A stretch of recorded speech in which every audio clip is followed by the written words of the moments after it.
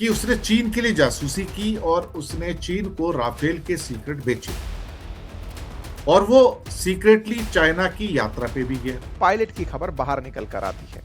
तो कहते हैं कि साहब, चाइना के JF-17 ने राफेल को मात दे दी है। जो सूत्र बताते हैं कि चाइना के एयरफोर्स के जो बंदे हैं उनको ट्रेनिंग दिया है, उनको सब चीजें बताई हैं राफेल के बारे में भी। आरोप इन पर निकल कर आया कि इनके साथ चाइनीज एजेंट जुड़े हुए थे, जो इनसे संवेदनशील जानकारी निकलवा निकलवा कर अपने काम में ले रहे थे। सच बात तो ये है कि भारत के लिए ये एक किस्म से बहुत बड़ी चेतावनी है, क्योंकि भारत शायद अभी भी उतना शायद तैयारी में नहीं है। और कई बार तो जयशंकर ने कहा कि हम चाइना से मुकाबला कैसे कर सकते हैं, वो हमसे 5 गुना बड़ा कंट्री है। ये फ्रांसीसी नेवी में रहते हुए बिना अपने सीनियर्स को इन्फॉर्म किए चाइना गए और चाइना जाकर वहां पर ट्रेनिंग दे दी है। किस बात की ट्रेनिंग दे दी है?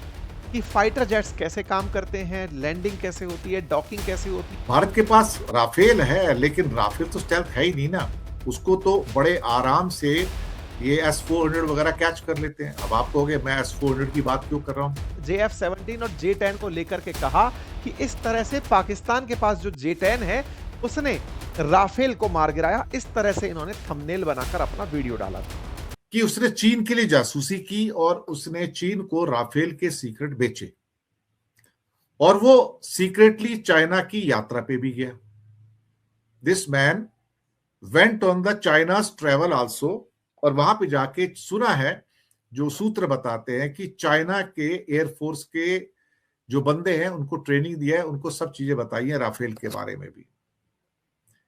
इसी पायलट ने क्लेम किया था कुछ समय पहले कि ऑपरेशन सिंदूर के अंदर एक राफेल गिरा था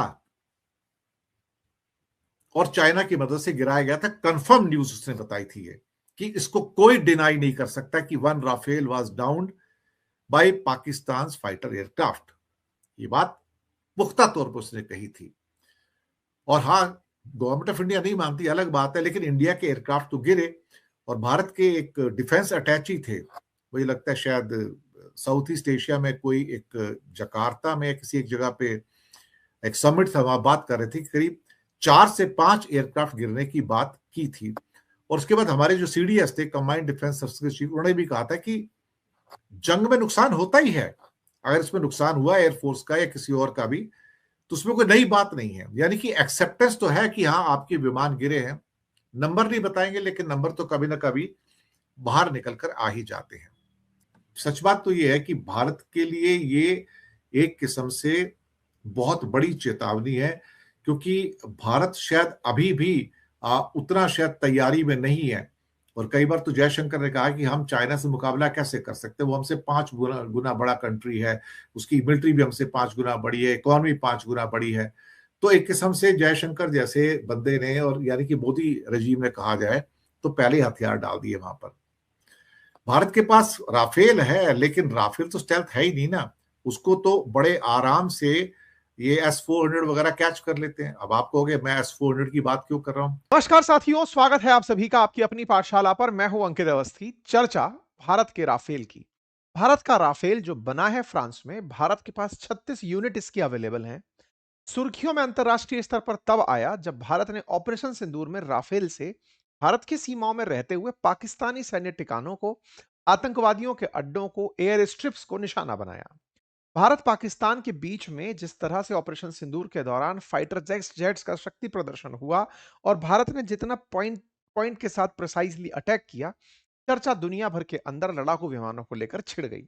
एफ फाइटर जेट में राफेल बढ़िया है या F-35 बेहतर है, F-16 बेहतर है, सुखोई बेहतर है या फिर JF-17 चाइना वाला बेहतर है, एक होड़ मच गई। ऑपरेशन सिंदूर जहां एक और राफेल का शक्ति प्रदर्शन कर रहा था, वहीं दूसरी ओर दुनिया भर में चाइना की मदद से पाकिस्तान फेक नैरेटिव फैला रहा था।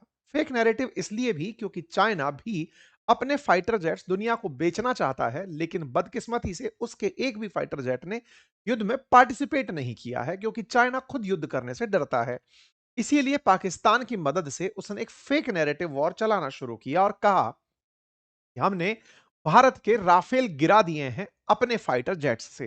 तो असल में जो पाकिस्तान के पास JF-17 है, जो चीन निर्मित हैं, उनसे उन्होंने भारत के राफेल गिरा दिए। टेक्निकली भारत के राफेल फ्रांस के राफेल हैं, फ्रांस से हमने परचेज किए हुए हैं।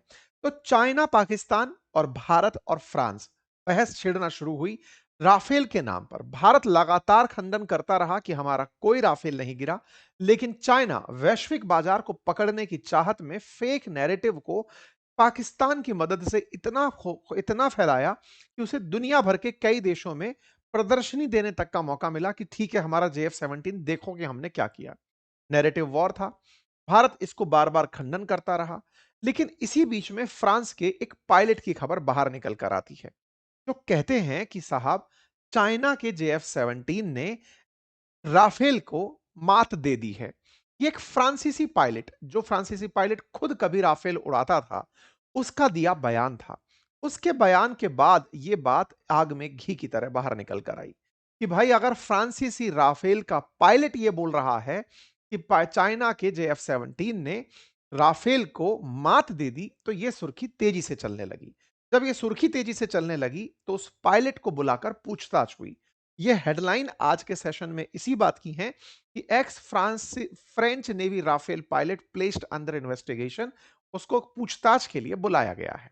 आइए अब इस पूरे मामले की चर्चा करते हैं कि कहानी असल में है क्या। क्या इस पायलट का क्लेम सही है, या इस पायलट के साथ कुछ खेल हुआ है, और चाइनी जो सरकार है, वो पायलट्स के साथ असली खेल खेलती क्या है। कैसे एक पायलट के साथ भी कुछ ना कुछ खेल इसने कर दिया था। सारी बातें, पक्ष विपक्ष, सारी तर्क आपके सामने लेकर आएंगे। ये वो पायलट हैं, सरनेम के पीछे शुए लगा है, तो इन्हें हम शुए के नाम से संबोधित करेंगे। इन शुए के बारे में पता चलता है कि ये फ्रांस की नेवी के लिए काम कर चुके हैं। फ्रांसीसी नेवी का जो एयरक्राफ्ट करियर है, उसमें ये राफेल उड़ाया करते थे, और ये कई बार सुर्खियों में चाइनीज कनेक्शंस के कारण रहे हैं।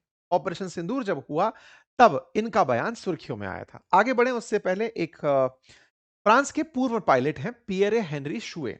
इन्होंने हाल ही में जो बयान दिए, मतलब पिछले साल जो बयान दिए, उसके चलते फ्रांस में इन्हें हिरासत में लेकर पूछताछ की गई। आरोप इन पर निकल कर आया कि इनके साथ चाइनीज एजेंट जुड़े हुए थे, जो इनको इनसे संवेदनशील जानकारी निकलवा निकलवा कर अपने काम में ले रहे थे।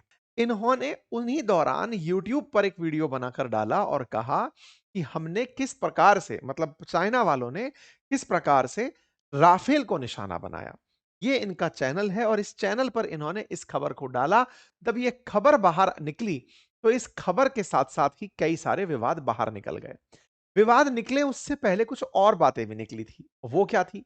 असल में 2019 में इन्हीं शुए के ऊपर, जो पियरे हेनरी शुए हैं, इन पर जांच बैठ चुकी थी। किस बात की जांच बैठ चुकी थी? कि जब सर्विस में थे, उसी समय ये चाइना की यात्रा पर गए थे। अक्सर जब आप सेना में हो, किसी प्रशासनिक सेवा में हो, आपको विदेश यात्रा से पहले सरकार से परमिशन लेनी होती है। फ्रांस में भी यही नियम है। ये फ्रांसीसी नेवी में रहते हुए बिना अपने सीनियर्स को इन्फॉर्म किए चाइना गए, और चाइना जाकर वहां पर ट्रेनिंग दे दिए। किस बात की ट्रेनिंग दे दी है? कि फाइटर जेट्स कैसे काम करते हैं, लैंडिंग कैसे होती है, डॉकिंग कैसे होती है, टेक ऑफ कैसे होता है, फाइट्स कैसे होते हैं, प्रिसिजनल स्ट्राइक कैसे होती है, और राफेल कैसे काम करता है। ये राफेल के बारे में ज्ञान उलटकर पाक चाइना में चले आए 2019 में।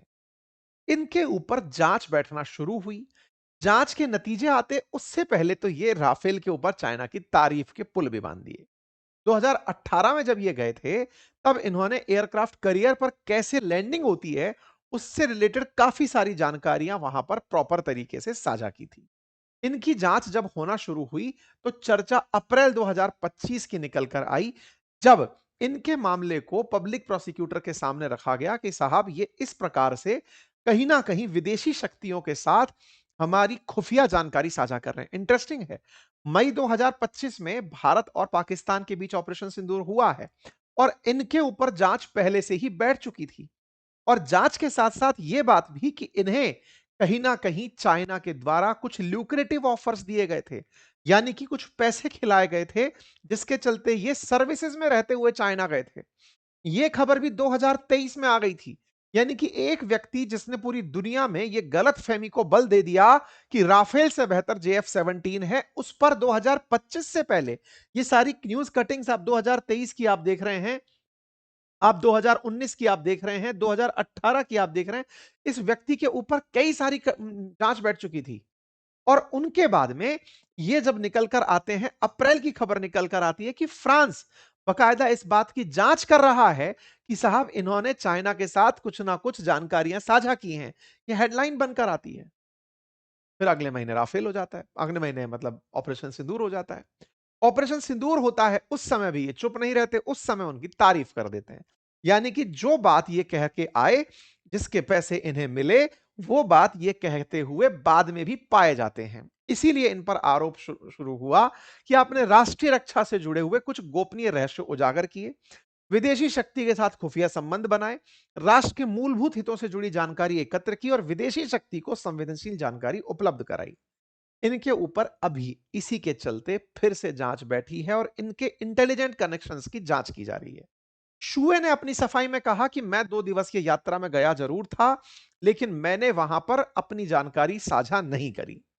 लेकिन साहब, ऑपरेशन सिंदूर में ही इनका विवादित बयान चर्चा में रहा था, जब इन्होंने 14 मई को अपने डाले गए एक वीडियो में कहा कि पाकिस्तानी वायुसेना का J-10 और J-10 लड़ाकू विमान और PL-15 लंबी दूरी की जो मिसाइलें हैं, उन्होंने राफेल को मार गिराया।